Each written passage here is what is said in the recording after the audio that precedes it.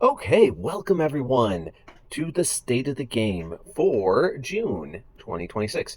For those of you who are familiar, let's just start out with the fact that I appreciate you being here. For those of you who are unfamiliar, I want you to know what you're stepping into here. This is going to be a longer podcast style video, if you will. So if you look down, you're going to notice this is an incredibly long one. It's probably somewhere around an hour. That's usually where it ends, sometimes a little less, sometimes a little bit more.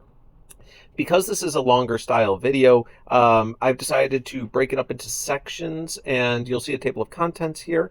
Also, just to give you a quick heads up, because it's a lot to consume at one time, there will be shortcuts in the description to each one of these sections. So if you're only interested in hearing maybe bits or pieces of this, you have the potential to do so. Just go down to the description, click on whatever chapter you want to hear. It'll jump you right there, and you can listen to that part. It's also helpful if you need to come back and listen or want to re-listen to certain sections later. Just consider that. Okay, now moving on. What do we have on deck for this month? Well, we're going to start things out, as always, with the Power Creep Tracker. And after this Raids rebalance, it should be very interesting for you all to take a listen to that to see where we landed 30 days later. Is the power creep getting back under control? Is it still crazy? Let's find out. It's all there for you to see.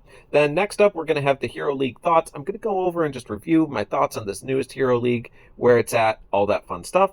Then we also are going to have the Gem Challenge poll reviews. So just kind of a quick rundown of what we were offered this past month for the Gem Challenge polls and my thoughts on them, as well as suggestions moving forward. Then we also have Soul Exchange. This was kind of a big one. I have a lot of thoughts to share on this one as well, because of the change of the tier structure, where it now costs 5, 15, and 30. And also the fact that you can select more than one hero. You can get one from each tier. So there are definitely some thoughts that I shared there. There are some other videos I put out about Soul Exchange, but I definitely put some more things to think about in this part. Then fifth up, we have our quality of life changes. This is going to be a very interesting section where I cover quite a few different things. It's kind of a sub menu. When you get there, you'll see all of that. But just a heads up, that's also where I threw the information about the Windfall Temple event, what we kind of learned from that, and what to, hopefully prepare for it next time. And then we'll get into the meta changes, and finally the June calendar preview. So there is an absolute ton of stuff to get into, and I really do appreciate you all coming along on this journey with me. So let's not waste any more time and get things started.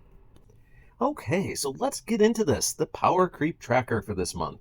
And this is actually pretty important. I'm glad that you are all here and participating in this, because obviously last month, at the end of the month, we went through a sort of spring raids readjustment, whatever you want to call that nonsense that happened last month.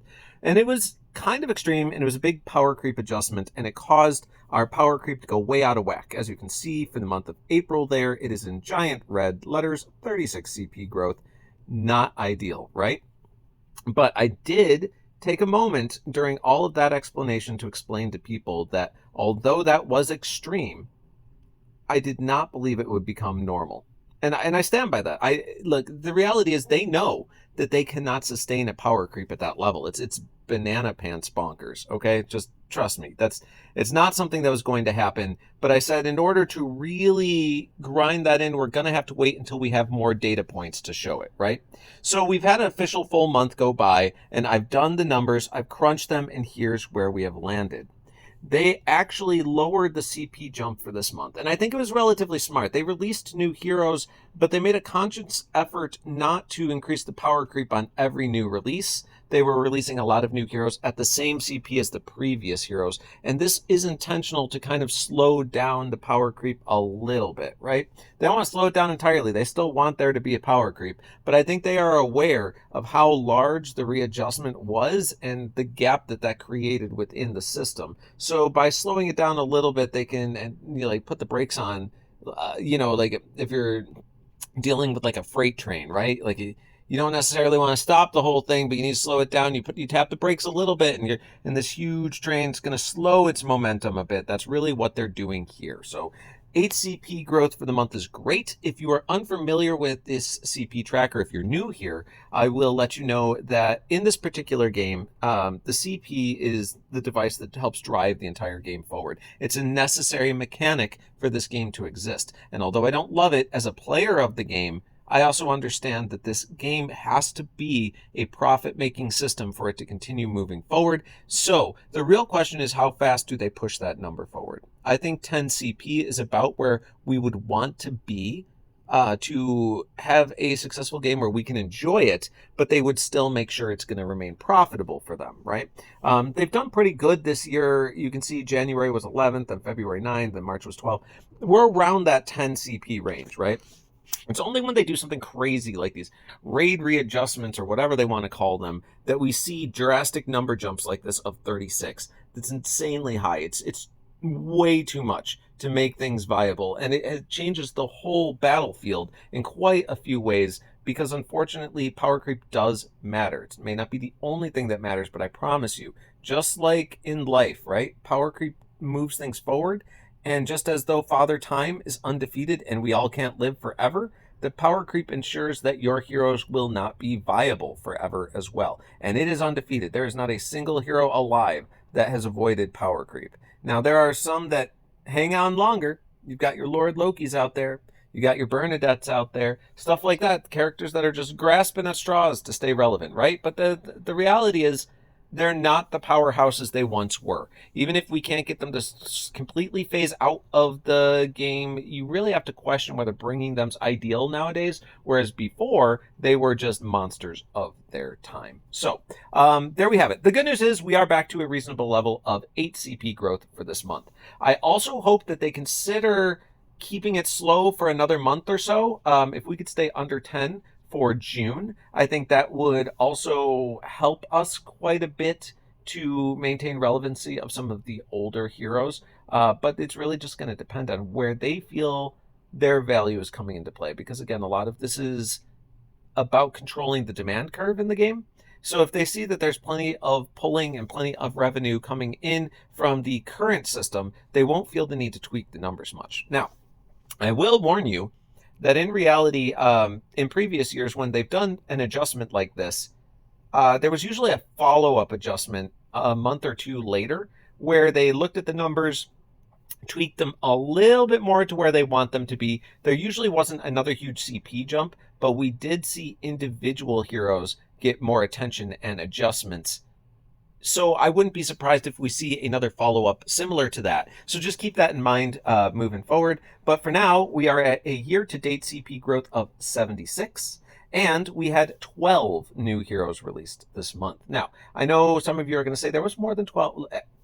When I say new heroes released, I mean brand new to the game. I'm not counting costumes, okay? Costumes are just a way to refresh older heroes. I'm talking about brand new offerings that have never before appeared in Empires and Puzzles have joined the game. So 12 is a relatively low number. I fully expect that to rise next month, especially if you take into consideration that today, on the day that I release this, we are going to have the, the Summer Bash portal come in with a brand new family, no less. So you're going to get at least 3 new heroes there, most likely 1 new offering and maybe 2 costumes, I'm guessing.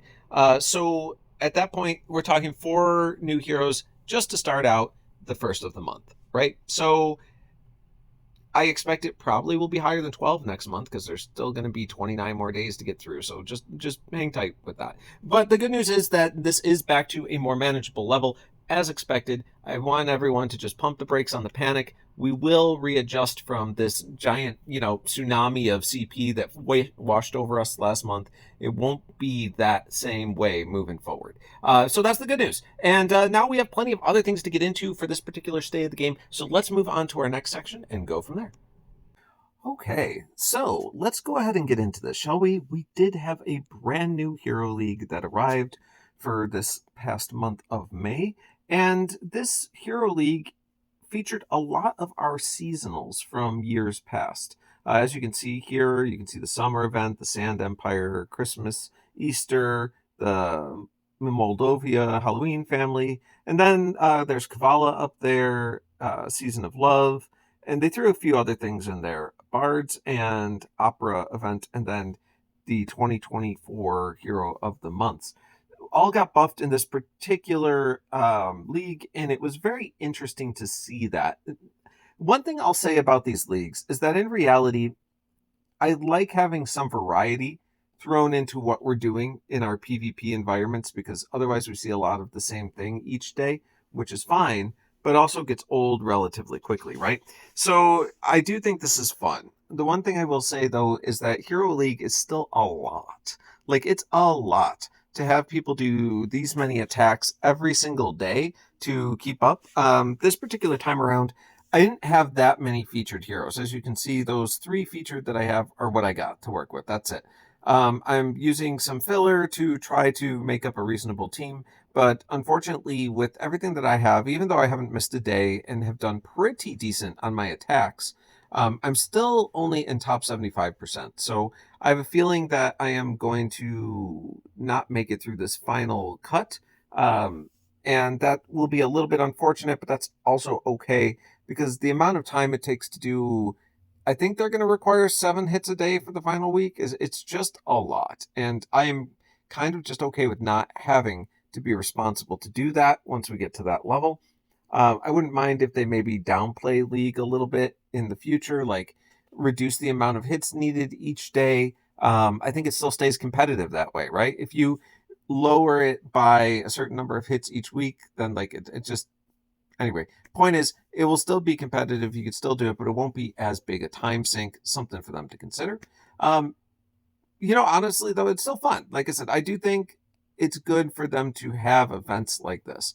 I just want them to think about how much time they're asking people to commit, and also understand that, like, if you don't have heroes from these families, it's super difficult to want to participate in this, because it's very hard to keep up at that point. Now, I understand they give you some guest heroes, but in reality, it's not even like they give you those guest heroes maxed out or even really at that high a competitive level. I think they could probably give us those guest heroes at a slightly higher clip to at least give people a better chance of staying competitive if they don't have a lot of roster depth. But regardless, that's their choice. And we're going to continue to have hero leagues. Maybe not all the time, but I fully expect that we'll probably have 5 or 6 a year, something like that. So just expect to see more leagues. The one last thing I will throw out there is that they have introduced the Hero League Summon Portal as well. Look, I think as it stands right now, that's a rough offering. 4,500 gems to get some older heroes. I mean, I understand you can get them double limit broken, but like, first of all, they're old. And secondly, like, I don't know if I care that much about getting these older heroes when half to 75% of their life cycle has already happened. Like, cool that to get it, but like, how long will I get to really utilize these heroes? And that's something I'd like you to keep in mind before you throw away a ton of gems trying to chase these heroes. And I honestly don't think they're worth chasing just for a hero league, because when the hero league's over, those heroes are going to sink back to where they were originally, and probably not really be helpful that much for you moving forward. So just remember that is actually 100% true about this as well. So I think that will wrap it up. That's all I really want to say about Hero League. It's interesting. It is fun. I do think it deserves a few tweaks to make it optimized for not only time efficiency, but also for roster gain efficiency through their portal. They got to make that portal cheaper, and they've got to consider putting slightly newer heroes in there or something like that to make it more appealing. All right, thanks, guys. Let's go ahead and move on to our next section. Okay, so let's go ahead and move on to the next section, in which we are going to be covering our Gem Challenge polls for the month. And there were 2 of them that they snuck in for this particular month. And I want to say this, the first one right here, this Gem Challenge poll for 20 that they offered on May 19th, was absolutely phenomenal. This was the best Gem Challenge poll for 20 they have ever offered us, hands down. All of these heroes were incredibly viable, fun, and reasonable heroes to add to your roster.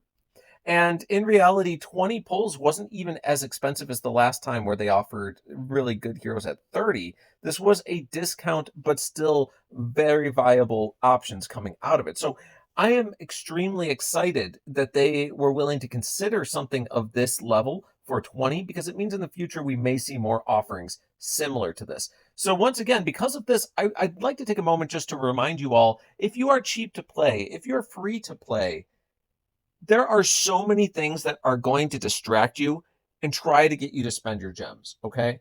But the truth of the matter is, the best and most guaranteed way to ensure that you get additional 5 stars to add to your roster is to wait until they do these gem challenge summons for 5-star heroes specifically. If you can just ignore all the other distractions that are out there and hold on to them until this point, you are guaranteed to walk away with something. And as we all know, the portal pull rates are not particularly great in this game, right? They're usually somewhere between 0.5% and like 2%. So even if you throw your gems and a lot of them at other type events, there's a very good chance you're walking away with nothing for all those gems spent, right? So just to keep that in mind, this guarantees you walk away with at least one 5-star. And if you pull anything from those portals when you do it, all the more power to you, right? Then that's all the better. But you don't walk away empty handed. And that's why I'm telling you to please consider saving up, ignoring the distractions, and then getting these. Now, when this came around, I will say I participated. I was a little bit disappointed because I ended up pulling Zestique, the red slime up here at the top. It's not that Zestique is not a good hero. It's that red was the one color that I don't have any mats for. And unfortunately, last month when they did their Gem Challenge summon, I pulled a red as well. And it just is very complicated because I'm building up a list of red 5-stars, which are reasonable, worth leveling heroes that I just can't because of materials. So sometimes you get unlucky. But I just want to point out that wasn't because Zestique is a bad hero. She is a little niche, but still fantastic. This portal really did not have a terrible hero in it, and I did appreciate that. All right, so moving on, we also had another Gem Challenge summon. Let's see. This one actually was just today. I'm recording this part a little bit early because it's one of the ones that I can actually record ahead of time so that I don't have to squeeze it all into the day before. This video takes a while to prepare because it's an hour long. So like, I know it sounds long to listen to, but trust me, the preparation process is significantly longer. Anyway, moving on. This other one that came today is going to be a 10 gem summon challenge. This comes around because of Soul Exchange specifically. I think we're all aware of that. This happened last time there was a Soul Exchange as well. And the top prize here was going to be 10 gems with a guaranteed 5-star summoned from them. Now, granted, it was the old classic heroes without costumes, so they were relatively worthless heroes normally. But because of the fact that Soul Exchange is going on currently, it does make them a lot more viable, right? Because you can immediately cash them in and trade them in for something from Soul Exchange. And this time around, Soul Exchange did allow us to select from multiple tiers. So having these 10 additional heroes to turn in is pretty useful. So I will give them that. But the rest of this was not all that exciting. They did only require 10 pulls, though, and they did offer the Mimic portal up at the same time, which is probably the cheapest portal to pull from in the game that will qualify. It's 2,400 gems to give you a shot at getting some pulls or possibly these 10 heroes or whatever the case may be. Was it a bad offering? Not necessarily, but seeing as though I just did a 30 pull last month, a 20 pull this month, and we had the Summer Solstice portal right around the corner for June, I just felt like it wasn't necessarily worth it for me to participate in this one. That's going to change for everyone's spending level. I tried to budget myself so I don't get out of control with spending in the game, so this one just didn't make the marker. Now, I did have an alliance mate who happily partook in this, hit on their 10 pull, and was very happy with the results. Again, this particular individual would have pulled anyways, right?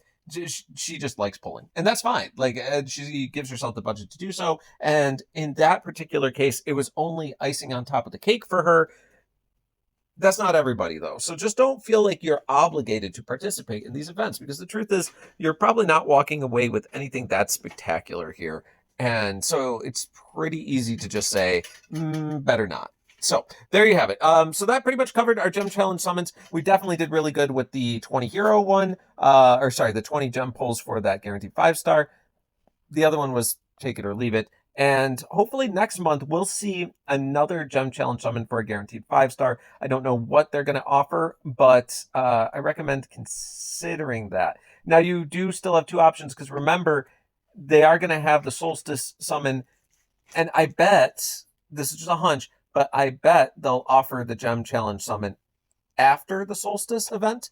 So everyone's probably going to spend a lot of gems on the Solstice event, and then if they want to participate in the Gem Challenge poll, they're kind of hoping that people will reach into their pocketbooks and buy some more gems and do that. So like, just be prepared. Maybe you don't want to necessarily kill all your gems in the Solstice portal, but that teach their own. Okay, surprise. I thought I was safe pre-recording the Gem Challenge summon section yesterday, on the 30th, because I figured there's only one day left, and there was a Gem Challenge summon up, or maybe it was the 20. I don't know. Anyway, my point is, like, they snuck in one more. The end of the month, they snuck in one more. So I'm just throwing this in here.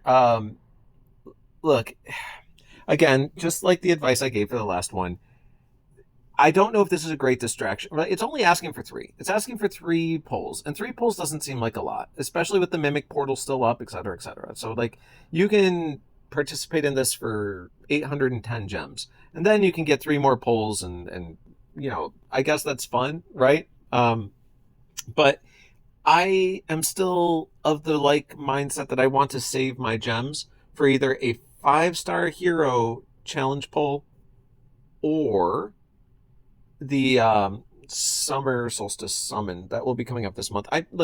There's so many distractions in this game, and this one's got me tempted, right? It really does. But I'm gonna skip over this one too. Although I don't really blame anyone for wanting to participate. It's only 3 polls. Like, I get it.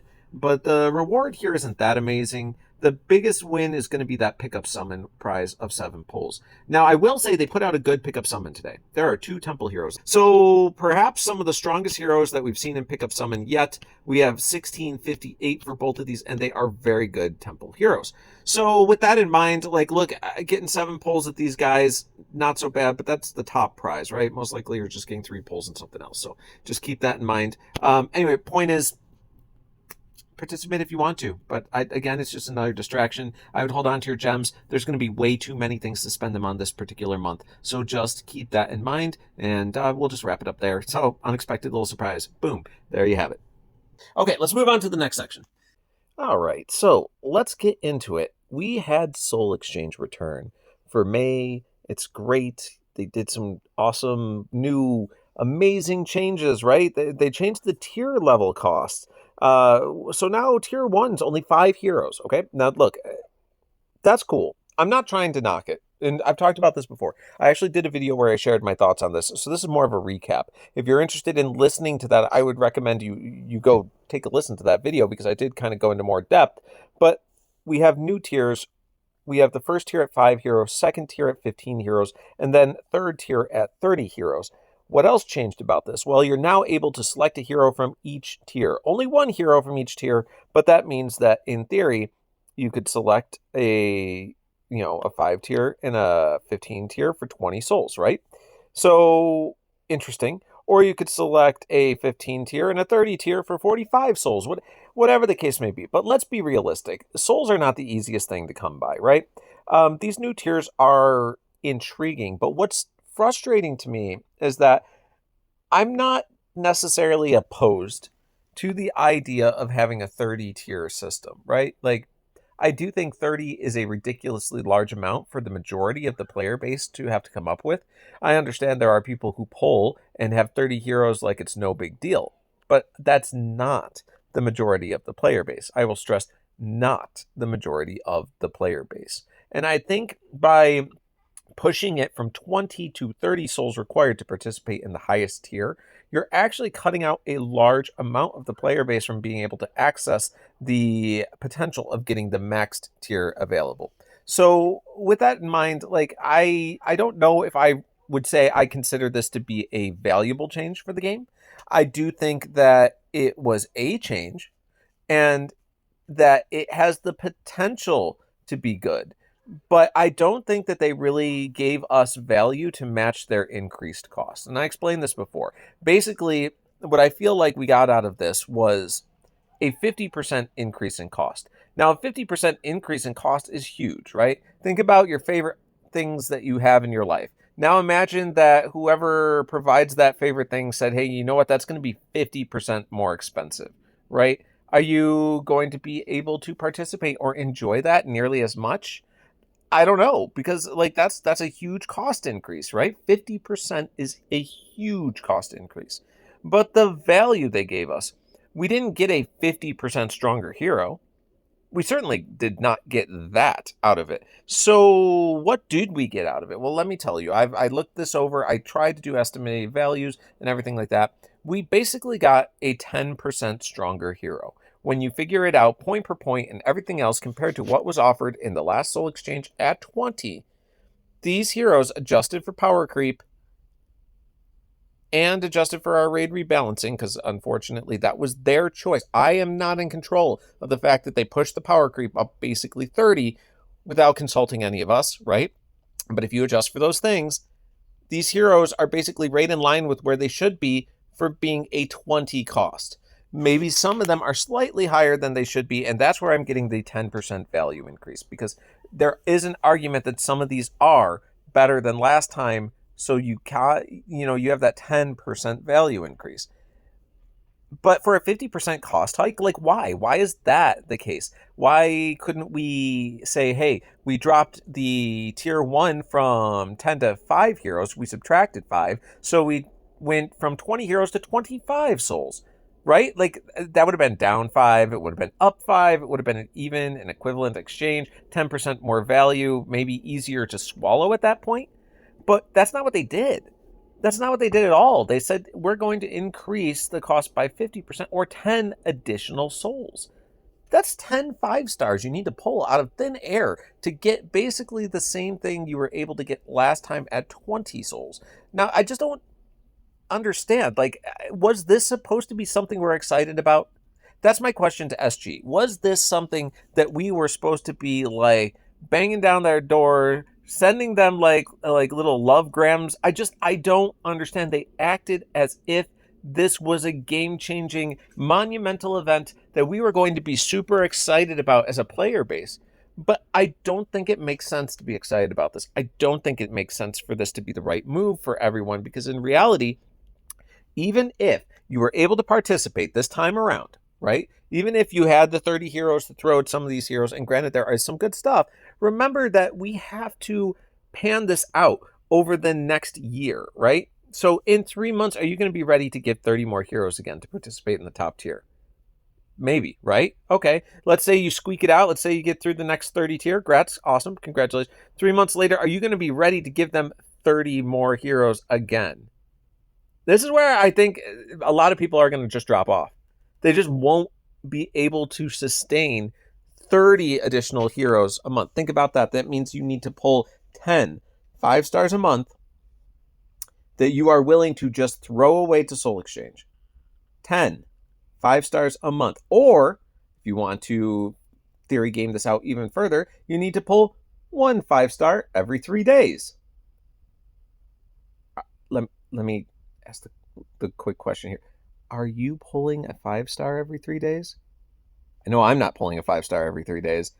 That's not happening in my game experience.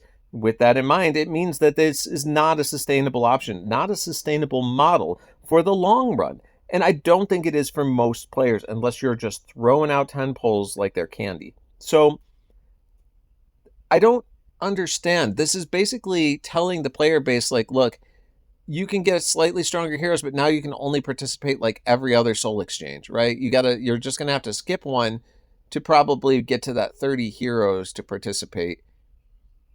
Is that really better? Is that something to be more excited? I just don't know. See, that's why I'm trying to understand the value that they tried to present here. Like, I'll be honest with you, hero or what's this expire in 2 hours? I haven't even done mine yet, right? I've got heroes I can get to 30. All right, that's not a question. I can do that, but I can pretty much guarantee that I will not get to 30 next time.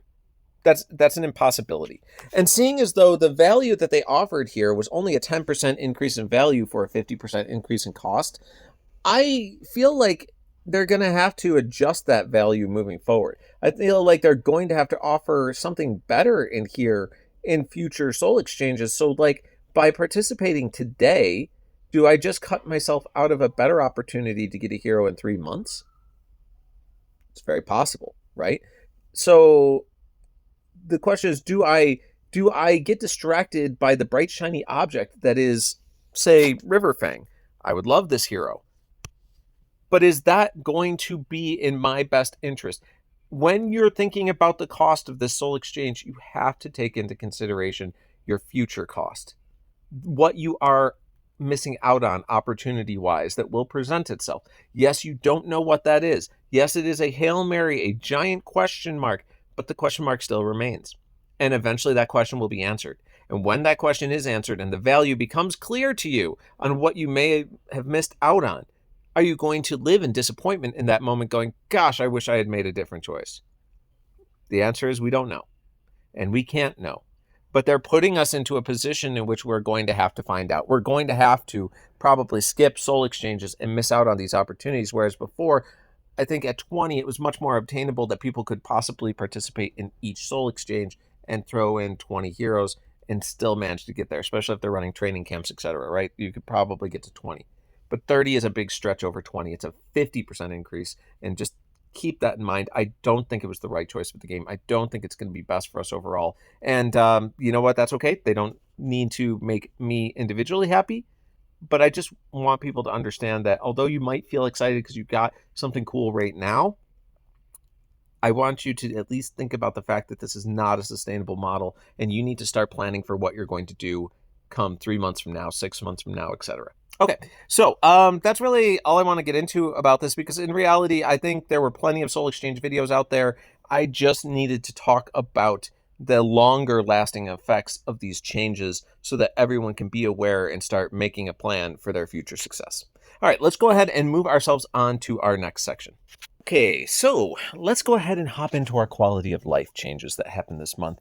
So we'll start things out with us having the second Platinum Trader that was available in game. This will indeed be a monthly event, and it looks like there's some interesting things that are worth getting. Now, one thing I will say is I probably should have taken a screenshot of this. So since I didn't, I'm just going to talk through it, and that's okay. I should have been slightly more prepared for that, but I didn't think about it when I was doing Platinum Trader this time around. They offered us less platinum to be gained on this particular run through. I believe, if I remember correctly, the maximum amount of platinum we could gain this time around was somewhere around 46, maybe? Anyway, since it was less, they also charged less for some of the items. So I think it kind of panned out in a way that made sense. But it did sort of let me understand that this is not going to be a set system each month.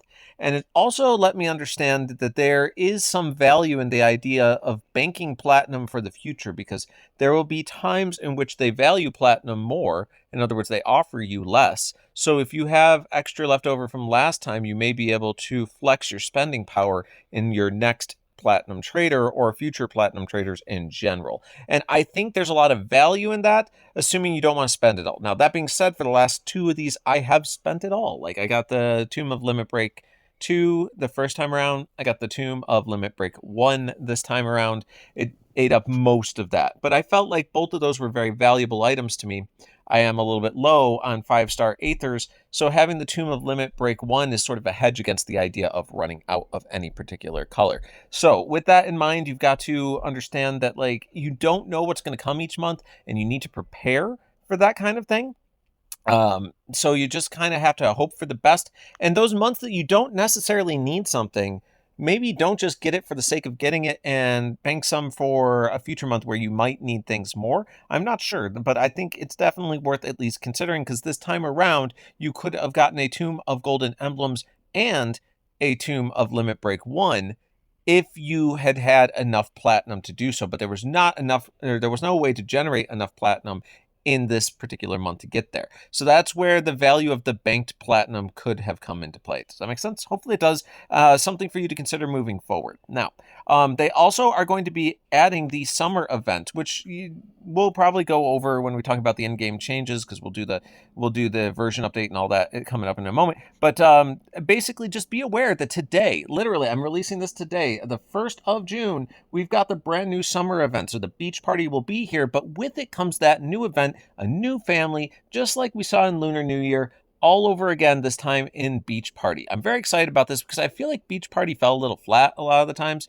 It was not necessarily the most exciting featured families out there, and like those, I don't see a lot of people use those heroes. I see heroes from a lot of the other events, so maybe they will find a way to make some more relevant and longer lasting heroes out of this new family that comes into play. So we'll see. And maybe even this year's costumes and released heroes will make the beach party a little bit more relevant for actual attack metas, etc. All right. So keep that in mind.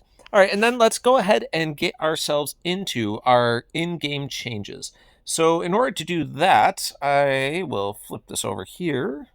So what kind of changes did we see this month? Well, first things first, the most recent one was this 9 lives fix that they were talking about. So it says basically here, sometimes bug fixing can be tricky as herding cats. Some issues that have been affecting the Wildcats family 9 lives passive skill have challenged our developers, but we have found a way to clean out the litter box, so to speak. This will restore the original intended function of 9 lives, making it immune to being blocked by hero abilities and ensuring Wildcats revive with the correct amount of mana. We look forward to rolling this out in an upcoming app version. So this will be coming out. Basically, it's going to change how certain heroes interacted with the Wildcats. So if you had a hero that was very effective against them, the question is, will they remain very effective against them? It depends on what's going to be happening with the exact changes that they're doing. But they did very specifically say hero abilities.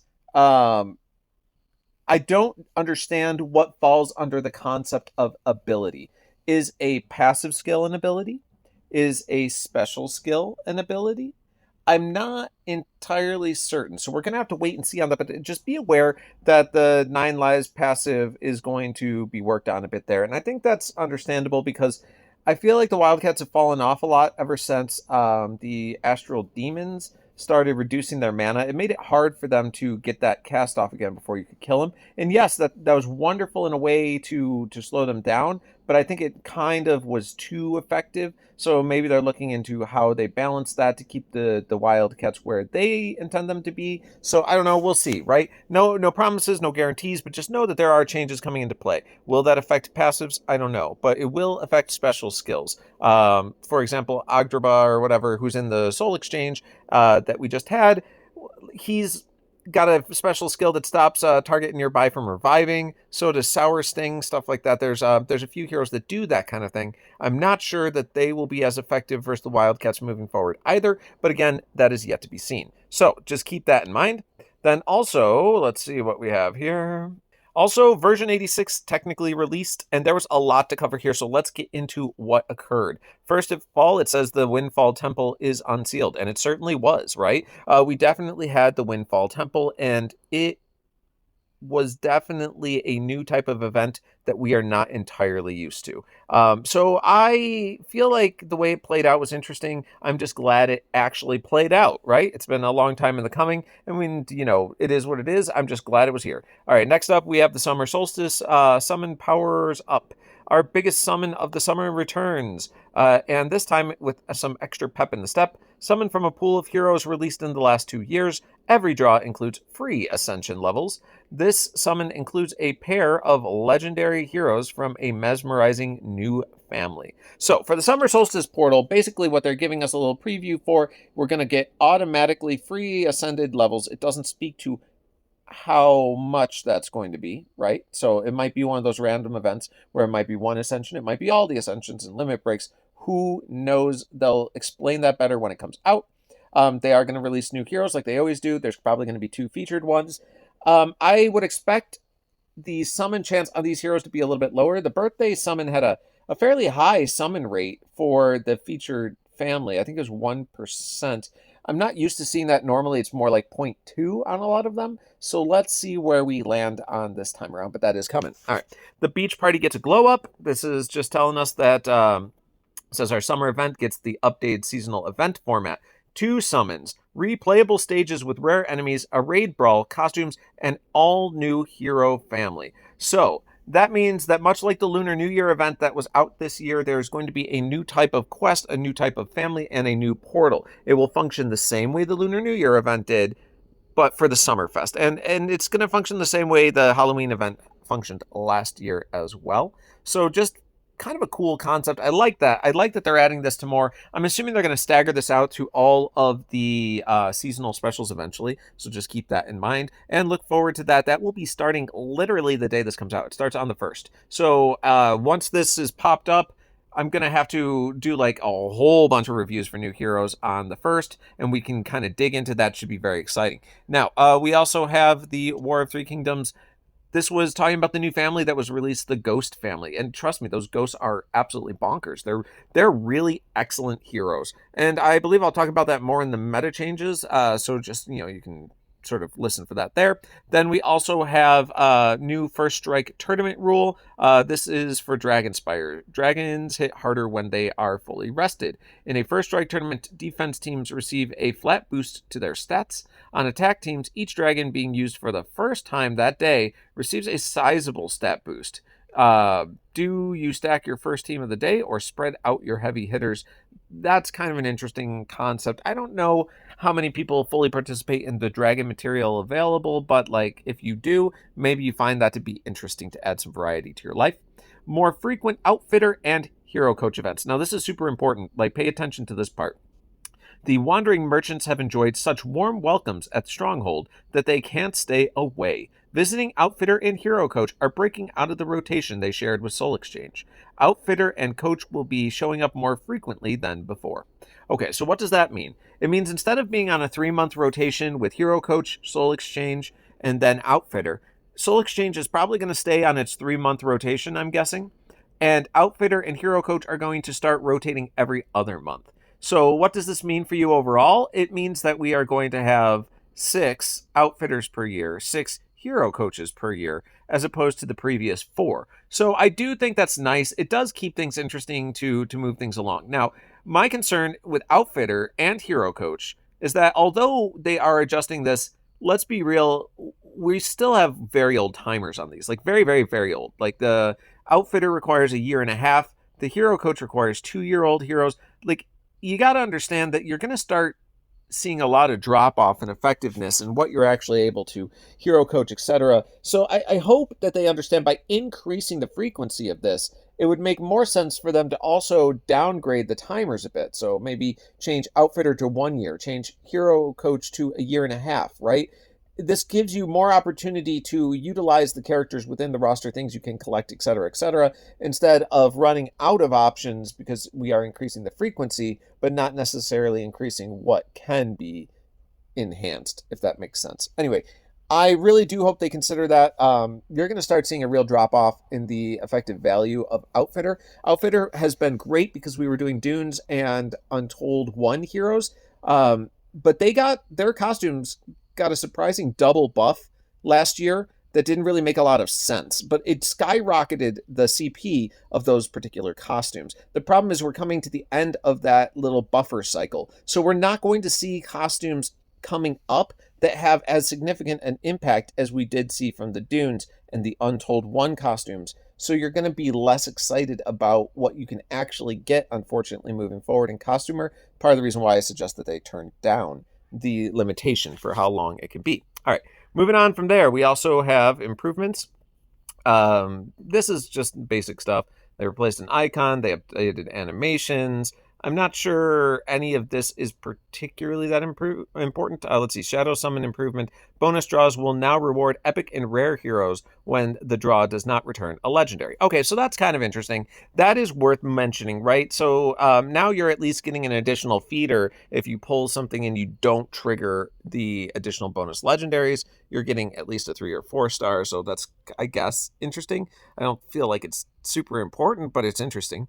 All right, so fix some bugs with interfaces, training camp, dragon crafting, hero academy, yada yada yada. Resource refill will now update the notification icon on the plus button. Okay, so this is just more UI interface things here. Minor text fixed to some heroes. Fixed an issue where heroes who steal healing receive 0 stolen health when they are paralyzed. That's interesting. They probably, I don't know. I guess they should get health when they're that's okay, sure. Fixed an issue where battle loot progress bars were not animated. Yeah, fixed an issue with Alliance gift offers where players could receive more than the intended maximum number of items. That's intriguing.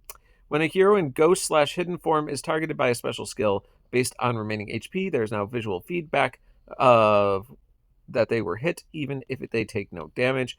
Yeah, all of this stuff is not like super important stuff to worry about, but you're welcome to read through these in more detail. I think we covered the most important part. So these were the major changes, lots of things to consider, lots of fun stuff coming up. We're going to have the summer solstice. We're going to have this beach party in full effect with the new family and new event. So definitely something exciting to look forward to. That being said, let's go ahead and move on to the next part.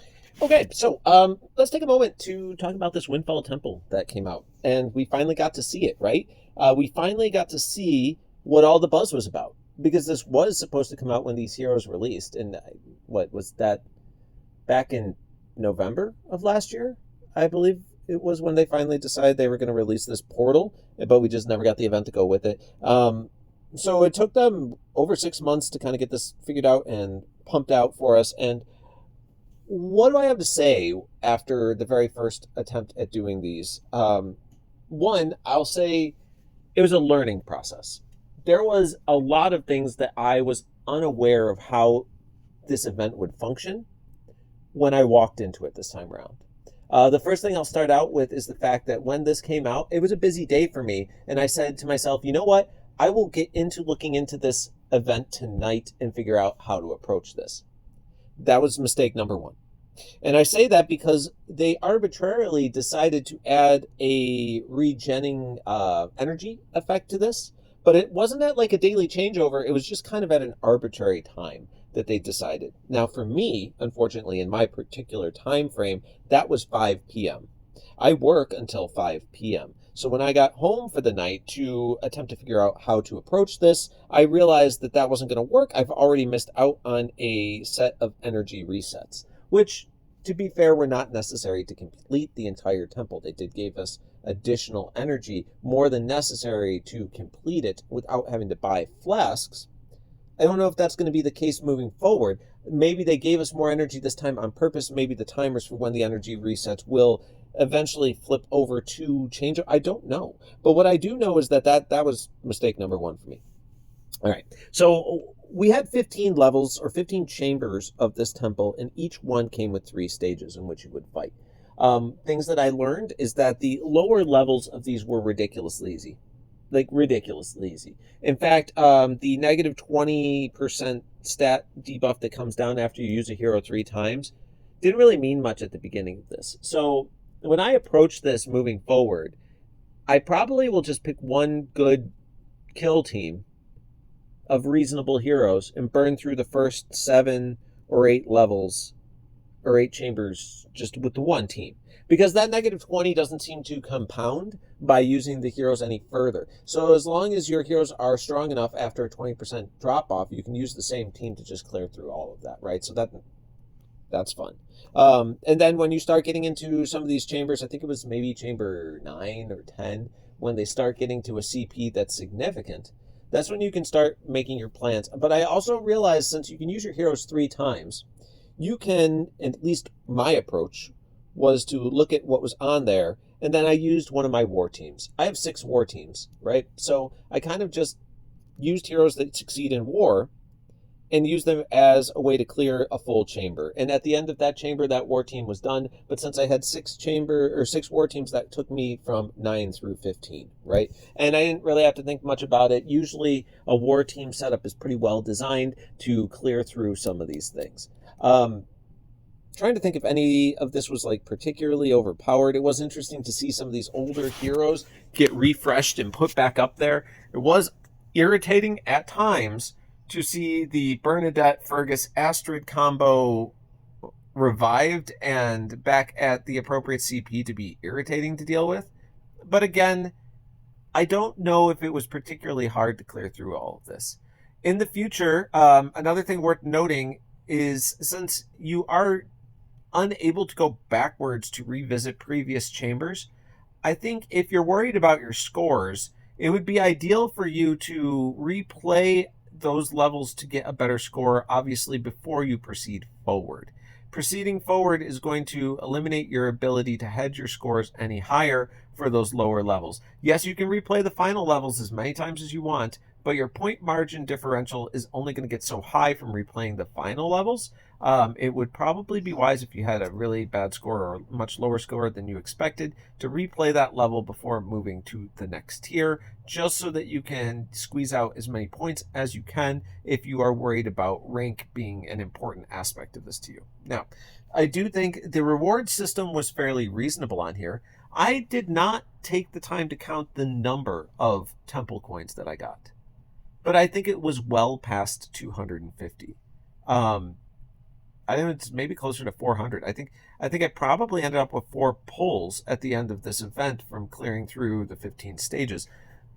So that's cool, right? Like, I do like that there was possibly more pulls available, more coins. The loot, I got at least 1 or 2 5-star aethers. I think there was an elf aether for clearing the final tier. And then, of course, you got the rewards loot at the end, which came with a fair amount of master emblems as well. I don't think it was bad, but it was very time consuming at times, right?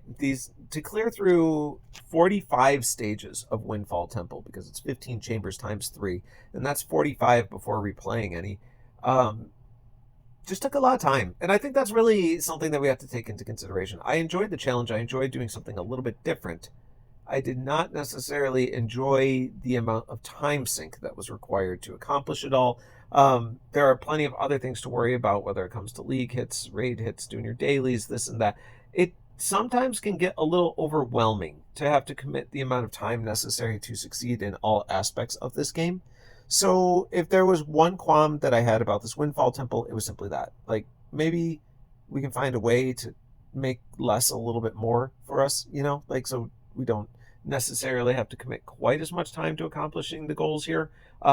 How exactly you do that, I'm not sure, but something to consider, something to think about moving forward. This is still, as you can see, up here at the top in the beta stages. So I think that more or less is telling us that they are very willing to change the way this event is currently functioning. So everything that we learned from this time around, hopefully it will be useful for the next one, but we'll have to wait and see if they do internal tweaking to find out if all this gathered knowledge will actually apply the next time this event comes around. Okay, so that's about enough about that, and let's move on to the next part. Okay, so let's jump into our meta changes for the month. What are we expecting? Well, I can tell you this. We've had a month since the raid rebalancing, and I will say we have seen some changes, right? I don't see nearly as many of the Usteds and the Saloms that used to be in the raid makeup and in the war makeup. They're still there, but I felt like it was getting to the point where I saw them in pretty much every single team that I went up against in raids and wars. And so I do understand what they were saying when they rebalanced some of it. That hasn't necessarily made raids specifically easier. It just means that there is more variety. And I think that was kind of their goal. So I guess that's good. That being said, I still find Usted and Hedaya and Salome and all of those to still be frustrating heroes to go up against. So I don't feel like they nerfed them into the ground. They just definitely made them like not necessarily as OP, and I think that's really fine. All of this is really just to say that what are we expected in the raid and meta change? Well, you can expect to see a little bit less of them, but more variety, more things to worry about. And in that, what are we worried about this particular month? Well, it's these brand new ghosts that came out from the Three Kingdoms. This family seems like it's going to be a bit of a problem.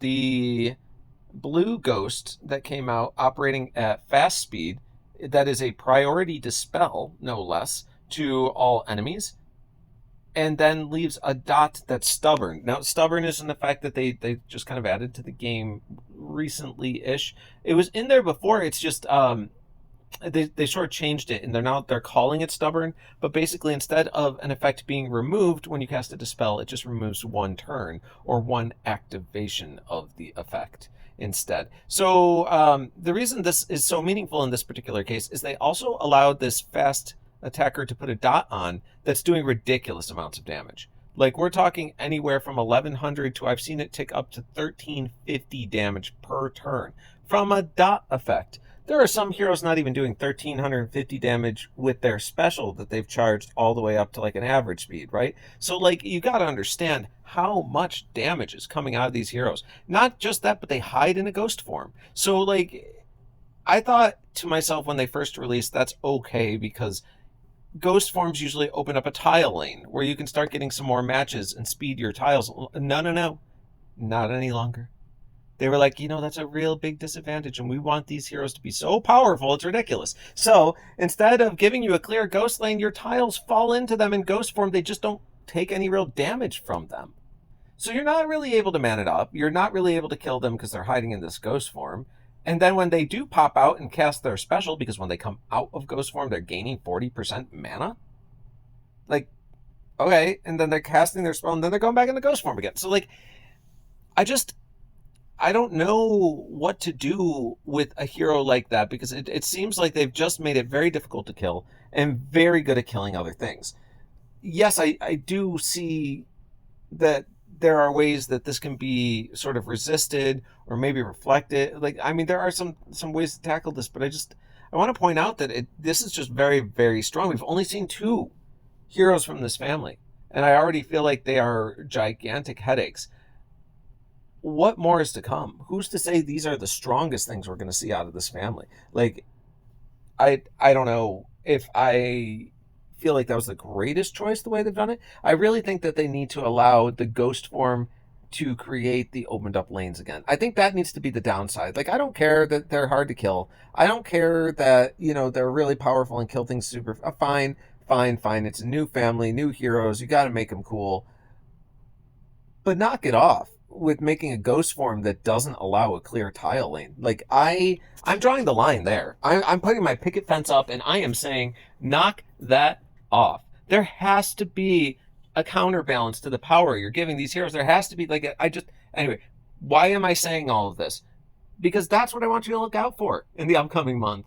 Watch out for these gosh darn ghosts, man, because I guarantee you they are gonna be a headache. They are gonna be a problem. We're not gonna like fighting them because there aren't really super effective ways to do it. Now, the next thing I want you to be on the lookout for this up and coming month is going to be the Wildcat resurgence. So what do we mean by that? Well, Wildcats sort of took a backseat for a little while. I think they did some like hidden tweaks that they didn't really want to talk about, and they started having the Wildcats be affected by more things, including the amount of health they return with, amount of mana they return, things like that. Some heroes specials were stopping them from resurrect. There was a lot of things going into play that made the Wildcats a little bit less effective, and they noticed this, and I think they feel like the correction was a little bit too much. So they did mention recently that they're going to be changing this in such a way that the Wildcats are going to get a refresh to how they interact with other abilities in the game. That being said, I'm curious what they mean by abilities. They were very careful in how they selected in their wording. Abilities. They didn't necessarily label that as passives. They didn't necessarily label that as special skills, right? They said how they are affected by abilities. This leaves a lot of ambiguity as to what's going to happen in this next month, but either way, depending on how they tweak these Wildcats, I can fully expect them to make a new resurgence within our rating if they get to be more frustrating to kill once more. So just keep that in mind. Other things to consider: today is the release of the new family. I am not a beta tester. I don't have much information on them, but I'll tell you this: I will be waking up early to do some reviews, and I will try to get my reviews out for these new heroes today. Hopefully I accomplish that. I don't know. I'm speaking in future tense because when I recorded this, we aren't there yet. But who knows? Maybe these new heroes will be something fascinating to get into as well, and something we should be aware of. I think that much like the other portals, people who do pull them will already be getting them at 80. So it might not take long for them to make their way into rating for the month as well, since they do get a leg up in the leveling process if they are indeed pulled. So be on the lookout for those review videos. As for the rest of the stuff in the month, I think it was really just everyone kind of feeling things out again after the raid rebalancing. I don't know if I necessarily feel like any one thing is fully taken over the meta yet, but given another month of people tweaking and seeing, and let's see what these Wildcat changes do, and I think we will have more to report at the end of June. So I do appreciate it, guys. I'm going to wrap this section up here for this month, and we will move on to the next.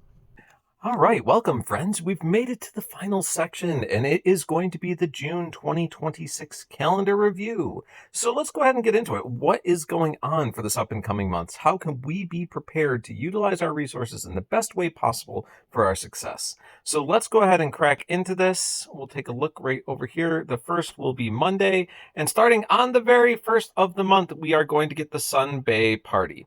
Now, the Sun Bay Party is going to be the seasonal that always comes around in summertime. It should be around for most of the month, I believe. Yeah, it looks like it ends on the 29th.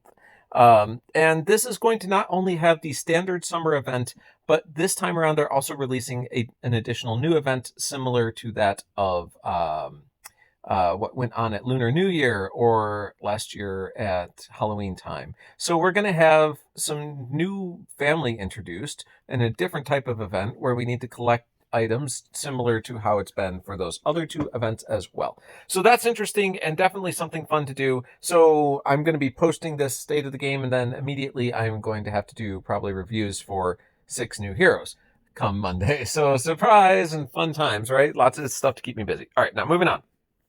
We also have Ninja Tower that's finishing up, spilling over into the first, second, third. And then we have Astral Planes coming on Tuesday the 2nd, which is pretty cool. Brave and the Beautiful as well on Thursday the 4th, and that will go through the weekend. And then Costume Chamber looks like it's starting on Saturday the 6th. Now, this is the regular Costume Chamber, not the charming one, so it's going to be your Season 1 heroes. So, interesting stuff. This first week is pretty packed when you think about the fact that we've got a Ninja Tower, Astral Plane, Brave and the Beautiful, and the new Beach Party event. We are going to be very busy for that first week of June for sure. All right, then moving on down here into the next week, it looks like on Tuesday the 9th, we are going to see the Vigilant Vegetables return. So that's pretty fun. We do all love some vegetables. Then we move on to Friday, where we will get Shadows of the Deep as well as Dragon Cave. So that will be on Friday the 12th. Then over the weekend, it looks like something in pink is starting. What is that pink thing? It is Visiting Outfitter. Okay, so Visiting Outfitter will be arriving on Sunday the 14th. So that's pretty cool too. I look forward to Visiting Outfitter. I will be finally able to pick up the costume for Medei. I have had her since before the costume came out.